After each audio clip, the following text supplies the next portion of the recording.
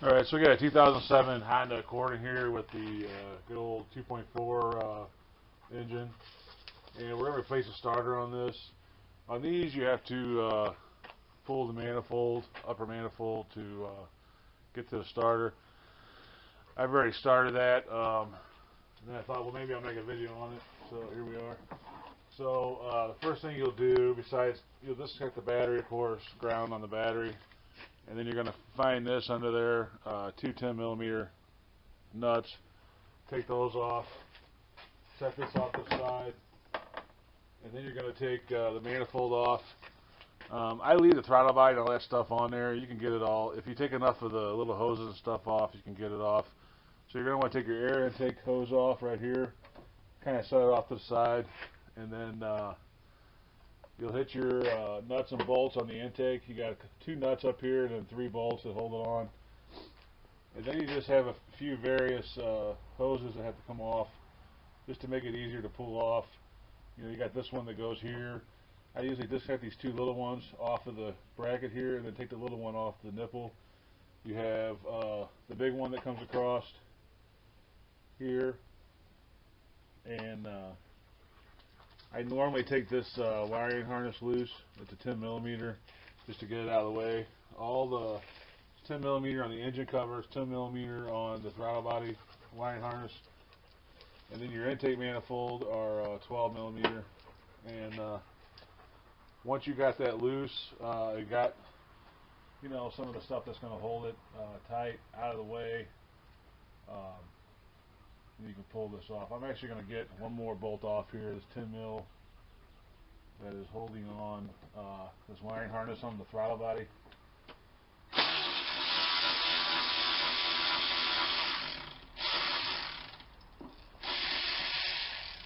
Alright. So this wiring harness I take off here at the manifold and the throttle body. And I believe now we can pretty much pull this thing out of here. Now these newer ones have this inner plastic on them. The old ones didn't have that. And I'm just going to set it off to the side, like right there. There's no reason to pull all the way out. Oh, there is one more. There's a bracket that goes down to the block.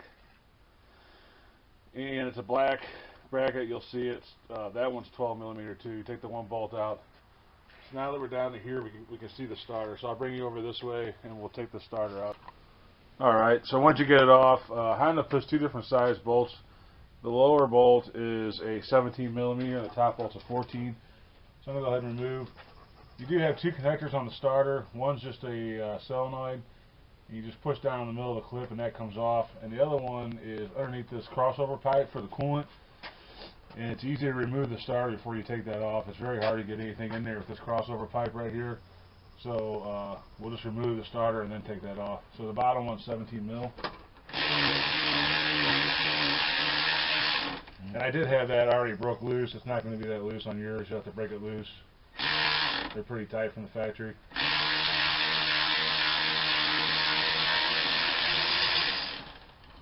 So once that bottom bolt comes out, all you really have left is the top, which is 14mm.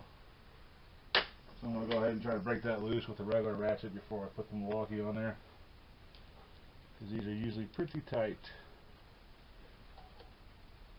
The Milwaukee does not have enough oomph to get that off.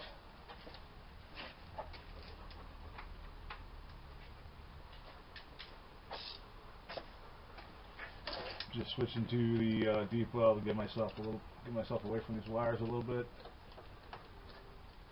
And of course, now I'm too close to the knock sensor.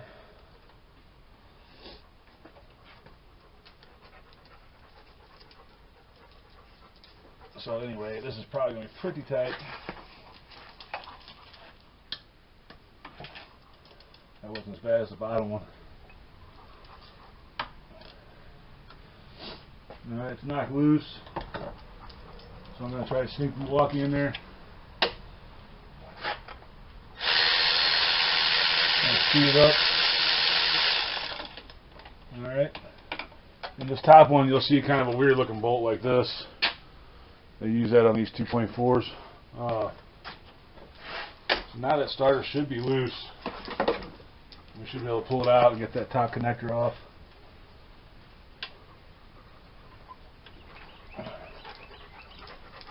Move this wiring harness a little bit, and then we'll pick it back up. Alright, so I just kind of unclipped that wiring harness a little bit. Gave the starter a little tap, so it was seized on there pretty good. So we got this last bolt here, last nut. I believe it's 12 millimeter. It is, and that's what holds the your power cable to it.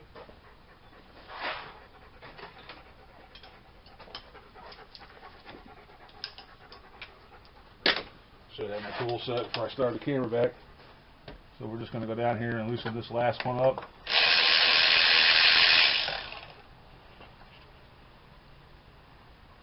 And again, I know I said this earlier, make sure your negative battery cable is disconnected before you pull these wires, start messing with these wires.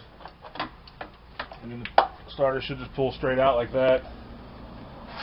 So that's it. And what this one was doing, it was starting most of the time. Every once in a while she'd go turn the key and it wouldn't crank. And then she'd hit it back and forth a couple times and then it would crank. So she just wanted to replace the starter on it. Like I said, you don't have to disconnect everything on this manifold to get it out.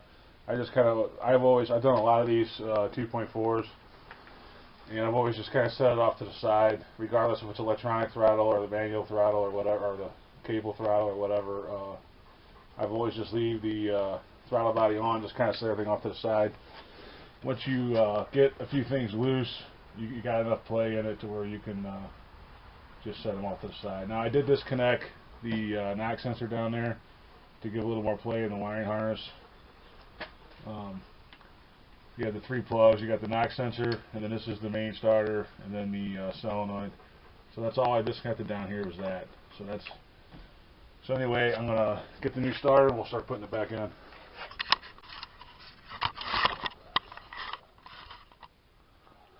Alright, so we got the new starter in. Remember, we got the solenoid and the main power, and of course you want to put this cable on first before you bolt the starter in, just because it's easier to do that without that crossover pipe in the way. So I'm going to go ahead and set this in there and hook this cable up.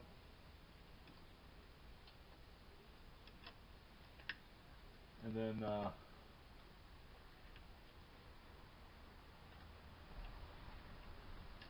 we'll get those 2 bolts started on it. Now when you tighten this main power cable down for the starter, you want to use a little bit of discretion on how tight you get it. If you do it too tight, you can crack it. So just be careful when you do that. So I'm going to go ahead and tighten that down, and then we'll start putting it.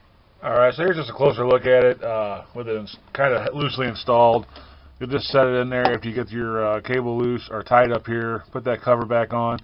You got that weird kind of odd looking bolt that goes on the top, and then you got the bigger 17 millimeter. And here's that bracket I was talking about. Take the manifold off. This goes all the way down to the bottom towards the block, and you just take the 12 millimeter bolt out and then just leave this the rest of it hooked up to your manifold.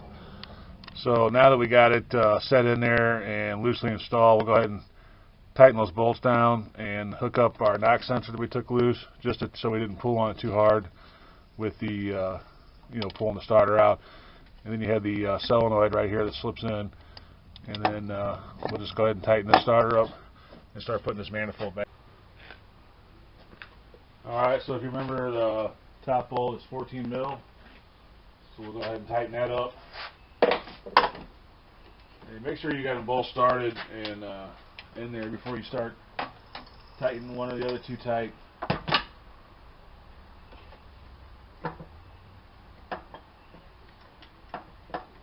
I thought I had this one started. Oh, okay, so I'm going to go ahead and start it and then we'll pick back up. So I'll go ahead and torque these down with the Milwaukee. And And make sure your starter is seated real nice on the transmission. There's no gas or anything. You don't want to torque it down sideways and break your ear off the starter. So that was the top one. I just got it snug with the Milwaukee, and then I'll go back over with the regular ratchet once I get this bottom in there and get that one snug. And again, the bottom 17 millimeter. Alright.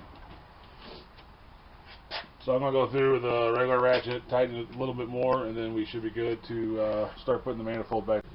Alright, once you got all your connectors hooked back up, and the starter's back in, go ahead and put your manifold back on. And we'll go ahead and kind of loosely secure it. The reason why I'm not going to torque it all the way down real tight yet is because I want to get that bottom bolt in on that bracket to the engine. Sometimes you got to move the have a little bit of play in the manifold to get that one to start. So we'll just go ahead and start these all in. Make sure your gasket's on. It's a steel gasket. You should have to replace it unless there's something wrong with it. They're pretty durable and definitely reusable. So this is the 12 millimeter bolt that goes down below into the block for the manifold bracket, and just kind of reach down there. Hope she goes in.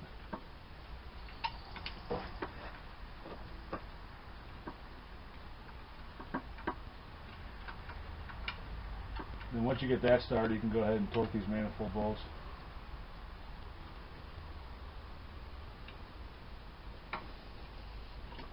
But like I said, this you have to leave this a little bit loose so you can kind of move it around to get that started, because it won't want to go in on its own.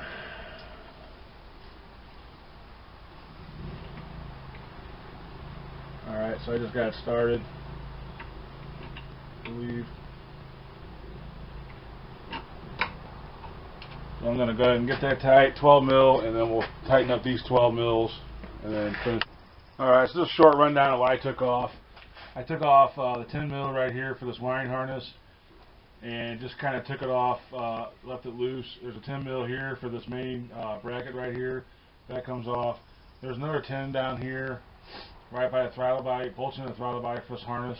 That's just to give you a little bit more play. I did take this one off, this vacuum hose off. I took this one off, set up to the side, took both of these out of the bracket, and I think that's it. That's all I took off. And then I of course took off the air hose here and kind of put it off to the side. I'm pretty sure that's it. So there's not a whole lot to take off. You know, you got your 5 intake manifold bolts, 12 mil. The bracket down there is 12 mil. The battery terminal is 10 millimeter. That's back on. So all I got left now is a little engine cover, which is just 2 bolts, 2 10 mil, and that should be it.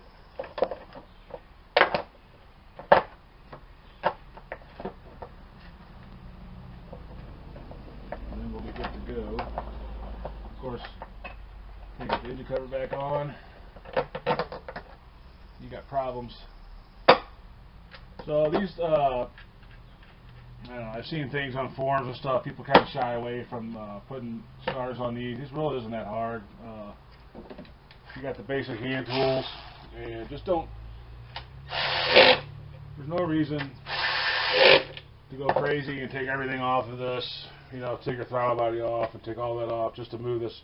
You're only moving out of the way a little bit. It's not going to hurt anything. All these wires are flexible on here. No issues at all. Just loosen it up, move it off to the side. There's no reason to take it completely out of the car. And then you know, you should be able to do this in about an hour or so, maybe less. I've done quite a few of these. I can bust them out pretty quick. That's about it for the 2.4 cord starter change. We'll go ahead and this thing's ready to go. I'm going to check the oil and a few other things on it, and then I'm going to kick it out the door. So it's all good to go. It should start. Guess I could test that real quick. We'll see if the new starter works.